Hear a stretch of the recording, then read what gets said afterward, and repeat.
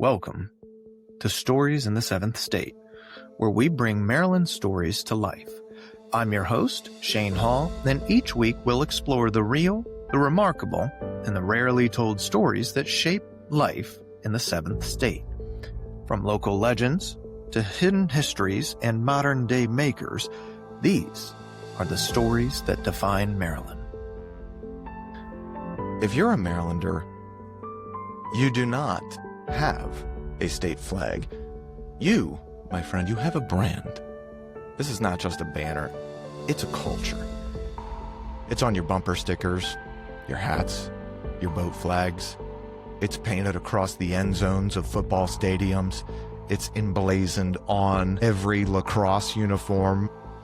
It's one of the most recognizable and frankly ubiquitous state symbols in the entire nation.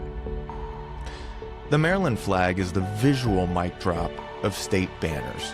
California's got a pretty cool one, South Carolina's got a pretty cool one, Texas has a recognizable one, but nothing is as bold or loud, and if you live here, it is absolutely inescapable.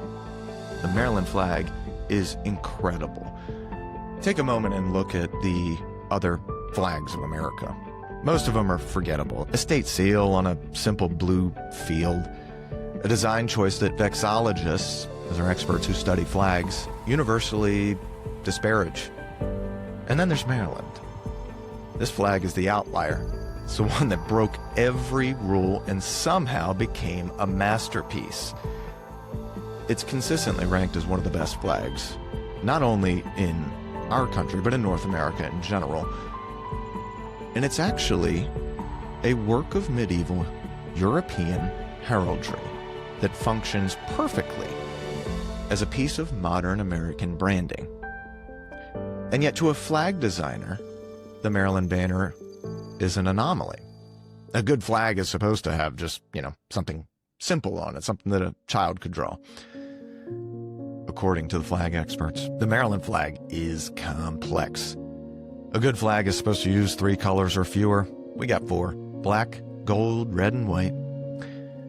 The reason that this flag works, the reason that it fairly shouts Maryland, as the flag experts say, is precisely because it is complicated. It's not just a flag, it's a historical document. And if you know how to read it, it tells the story of a state that was violently ripped in half and then painfully, but deliberately, stitched back together. This flag is not one design. It's actually 2 distinct family shields locked into forced quarters.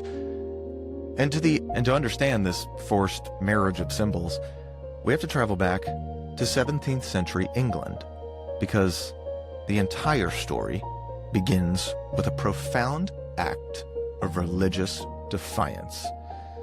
The man who started it all was called George Calvert.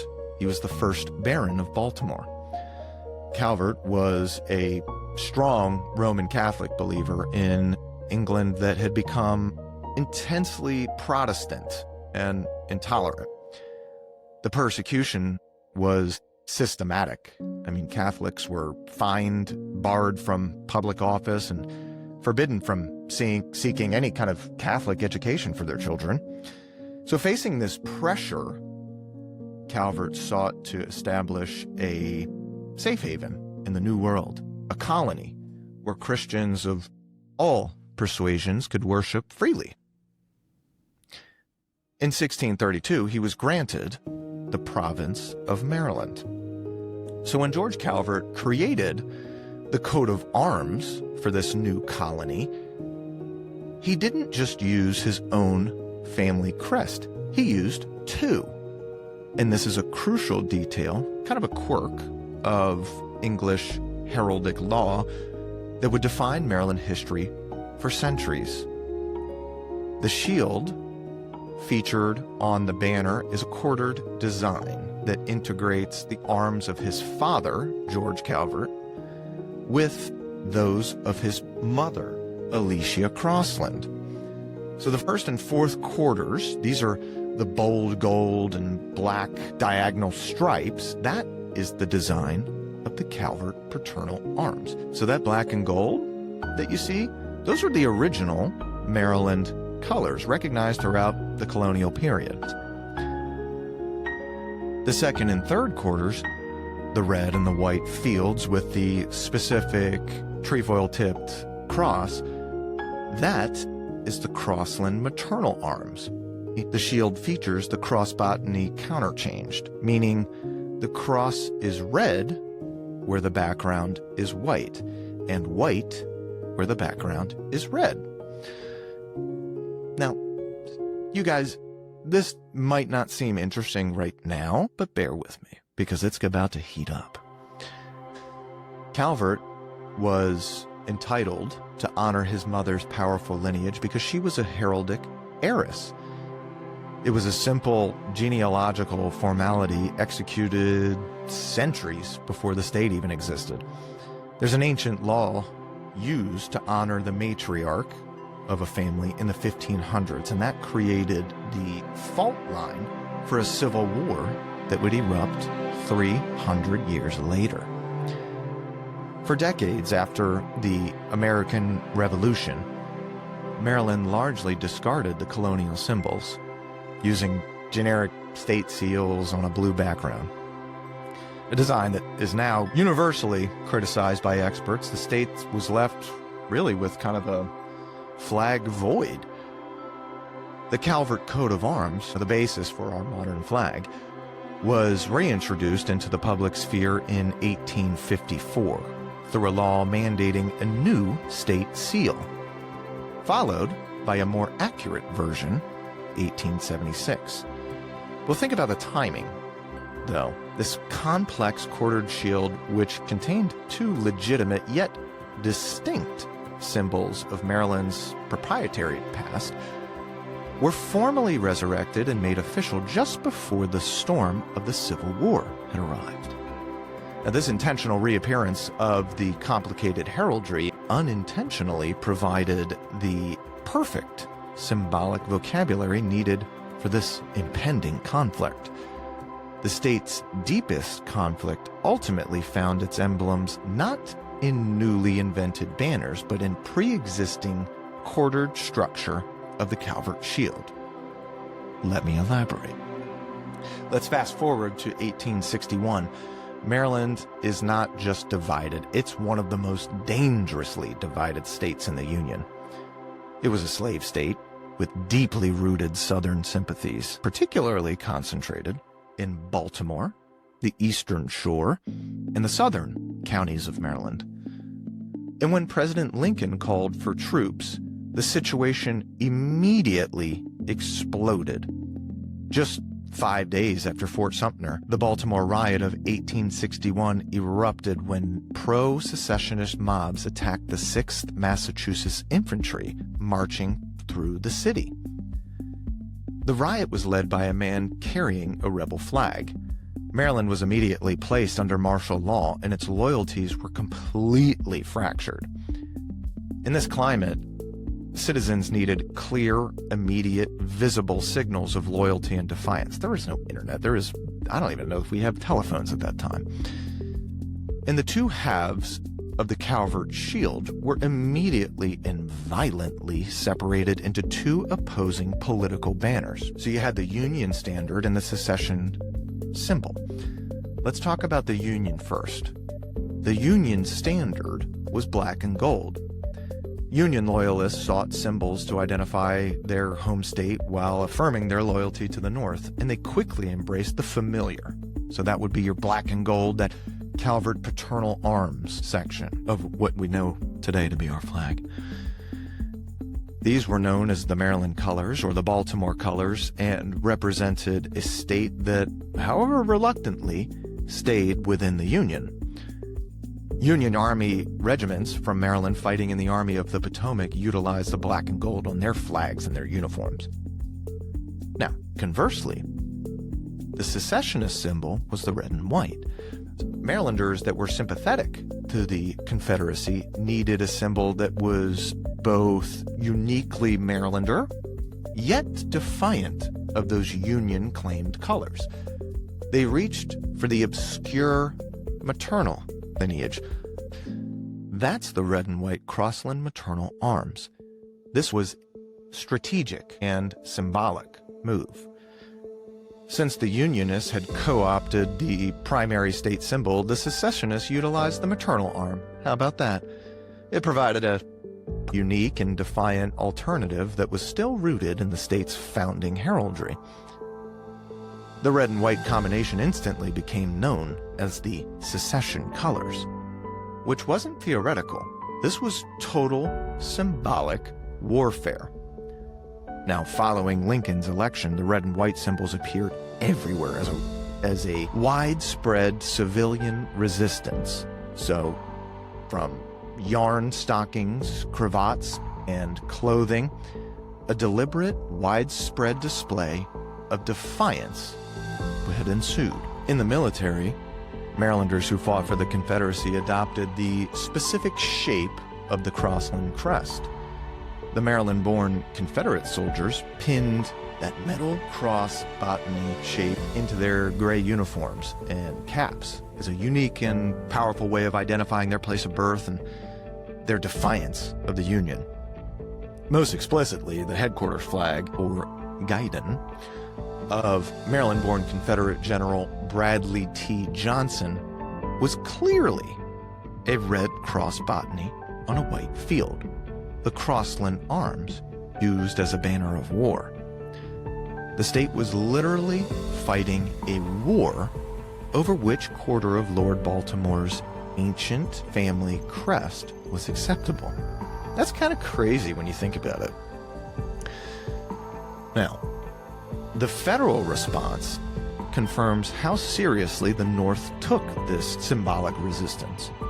Federal forces under commanders like General John A. Dix vigorously prosecuted individuals who displayed any red and white symbols of resistance. Anyone that was caught wearing the colors could be jailed for treason. The control of these colors was central to establishing federal authority in the dangerously divided border state. This symbolic suppression reached a point of high drama, even inspiring a famous piece of political satire in September of 1861. General John A. Dix, the commander in Baltimore, had issued orders forbidding the display of Confederate colors. This satire that circulated mocked the severity of the control, claiming General Dix had officially forbidden red and white barber poles, all peppermint candy, and most comically warned citizens with red hair to dye that blue. That's kind of funny.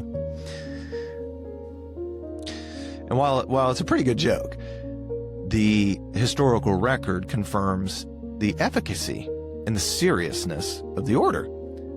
Dix later informed General McClellan that his orders were effective, noting that after that crackdown, there were no secession flags that were exhibited in Baltimore for many weeks. You know, I do kind of wonder if back in those days they also had that sexy Baltimore accent. Well, there was no secession flag that had been exhibited in Baltimore for many weeks. Think about it. The colors were not a peripheral matter. I mean, they were the central vocabulary of political resistance.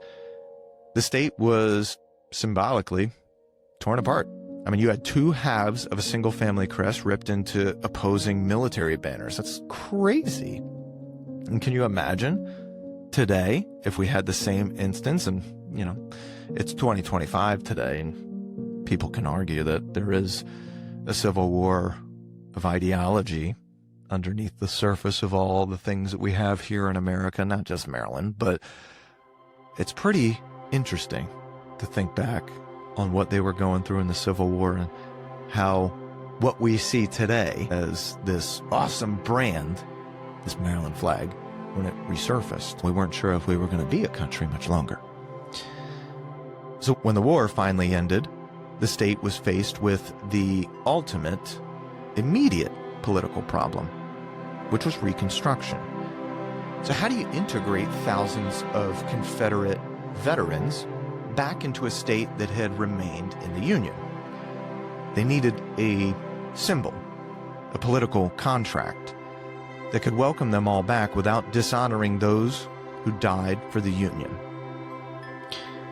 They needed a flag that acknowledged both loyalties without declaring one side victorious. The solution was really a work of political genius. This is where we get our combined banner. So starting around the 1880s, the design that we know today, the 4 alternating quadrants, began appearing at public events. It was adopted, as one newspaper put it, by common consent. And this new configuration instantly represented reconciliation. It said visually, both of our pasts are part of our future. This was first flown, the flag that we know today was first flown publicly on October 11th, 1880, in Baltimore during a parade celebrating the city's 150th anniversary. But the most potent declaration of this compromise came 8 years later, on October 25th, 1888, at the most sacred and contested site of the war, the Gettysburg battlefield. Maryland was there to dedicate monuments to its Union regiments of the Army of the Potomac, and at that ceremony the combined flag was flown. This was the ultimate political statement. They were flying the flag that visibly contained the red and white Crossland arms, the symbol worn by Confederate soldiers at the site of the Union's greatest victory. It finalized the flag's purpose as a symbol of unity, not victory, for all Marylanders. The popular support for the flag was formally recognized by the General Assembly, which officially adopted the current design in March of 1904. This intentional act of healing is why the flag is such a powerhouse of modern identity. It's the defining visual shorthand for Maryland pride. Its cultural saturation really far outstrips that of any other state flags in the country.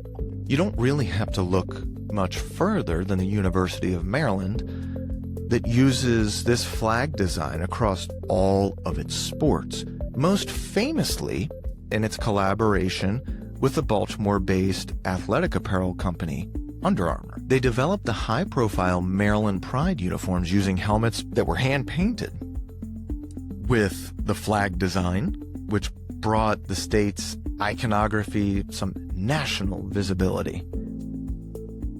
You look at our professional teams in the region, the flag's influence is even visible there. I mean, you have the Baltimore Ravens who incorporate the flag's patterns into secondary logos in their gear and their end zones. You have the Baltimore Orioles featuring a Maryland State-inspired patch on the sleeve of their jerseys. There is micro-branding everywhere with this flag. The passion filters down to local commerce. I mean, the ubiquitous flag-colored stickers that are shaped like crabs and horses and labs that are bumper stickers. It's a self-perpetuating cultural mechanism that has absolutely made the reconciliation banner the undisputed visual identity of the state.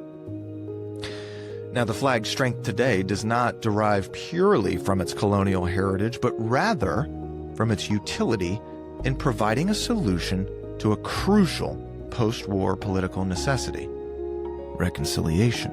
Had the flag been simply, using the Calvert arms, it would have lost both of that visual punch and the crucial narrative that makes it a symbol for all Marylanders. The complexity is the key. But the entire reconciliation story, this deep dive into the heraldry, the Civil War schism, the political compromise, and the cultural triumph, it's summarized and permanently cemented in one final, often missing legal detail. It is literally crowned atop the flagpole. In 1945, the General Assembly passed an extraordinary, highly specific piece of legislation, Chapter 862, Acts of 1945. It was a legal mandate that governs flag protocol to this day. Any ornament affixed to the top of a flagstaff carrying the Maryland flag must be a gold cross botany. Now think about that for a second. The cross botany is the specific shape used by Confederate soldiers, the defining element of the secessionist Crossland arms, the red and white maternal lineage. But it is required to be rendered in gold, the color of the Union-associated Calvert paternal arms. The state legislature, decades after the war, deliberately placed the symbol of secession, bathed it in the color of the Union, and mandated that it must serve as the pinnacle of state sovereignty. This definitive hybrid symbol ensures that neither side of the historical conflict can claim total victory, and frankly, that's the way that it should be. There is no honor in having your neighbors, your friends, your brothers and sisters die over a conflict like the Civil War. There is no victory in that. The Maryland flag is often misunderstood as a simple clash of colors or something that's just fun to look at, but it is in fact a work of political genius. And frankly, our politicians today could take some notes. It is the only state flag that is purely based on British heraldry. It's also one of the only flags in the nation that explicitly commemorates a Civil War compromise. It breaks every rule of design. It's complex, it's loud, it uses 4 colors, but it needs that complexity to tell the whole difficult story. The story of an aristocratic accident that created a divide, a violent schism that tore the state apart, and a powerful final act that mandated unity. It is a flag that wears its history, both painful and proud, on every single quarter of it. Thank you for listening to Stories in the Seventh State. If you like this episode, please like, subscribe, review. We will try to come out with as many episodes as we can over the remainder of the year and certainly following into 2026. But we have so much going on right now with our different podcasts. You know, if you are just now tuning into the Housecats Podcast Network, we have a plethora of shows. Not everything is going to be for everybody, but we try to do stuff that's really interesting to us, and we hope that it's interesting to you too. Stories in the Seventh State is a podcast that focuses on local lore and legends and Maryland pride. We love history. I love history. I'm a sucker for it.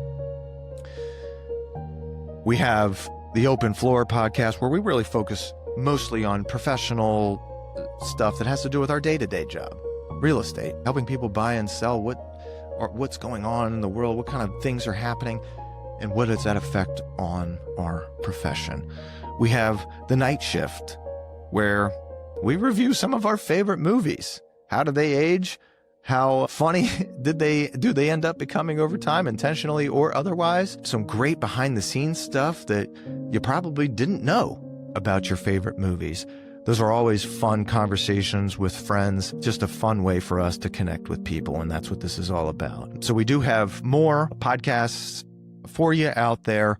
Dealmakers is a podcast centered around interviewing people that we run across in our professional space that they don't have to sell real estate by any means, but they are people that are incredible at what they do. And almost all of them have one thing in common. No matter what space they are in, they're great negotiators. And I want to know more about their stories and share their stories with our audience, because I think it's important to connect people. So that's it for me today. We appreciate your listening, appreciate your time, and we'll catch you on the next one.